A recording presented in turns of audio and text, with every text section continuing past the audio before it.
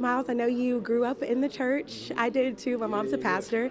How do you think gospel music has prepared you for the roles that you're taking on now, especially in Sinners, really showing off your voice? Yeah. I come from a family of musicians and singers. My aunt, Anisha Figueroa, my mom, Timothy Figueroa, two incredible gospel artists.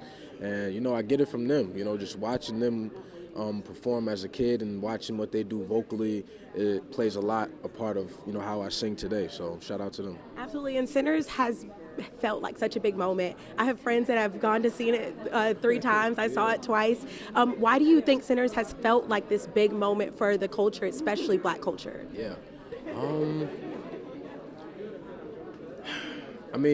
I think when you watch the film, but just a credit to Ryan's creativity, to Ryan's, awareness of the culture and what's going on and of history. He really did his research and he came up with something original and something that resonated with multiple, demographics and types of people. So just really proud of the work that we did. Absolutely. I remember that moment when you went viral years ago singing It Feels Good.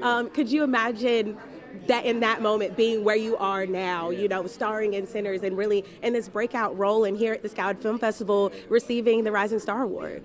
It's unbelievable. I've been working towards this, so it feels like I'm stepping into my moment, but I feel like, even back then, that was a milestone for me. So I'm just, extremely blessed and grateful. I thank God for all the opportunities he's given me, and I'm just going to continue to strive for greatness. Absolutely. And you're here receiving, the Rising Star Award. How does that feel for you? That feels amazing. When I first stepped out into the crowd and I saw all the students and they show so much love, I was like, dang, that feels good. What's your advice for them, as they're seeing you coming up very quickly? What would be your advice for them to maybe one day be in your shoes and maybe be receiving this award themselves? Yeah, I would just say stay ready, stay ready.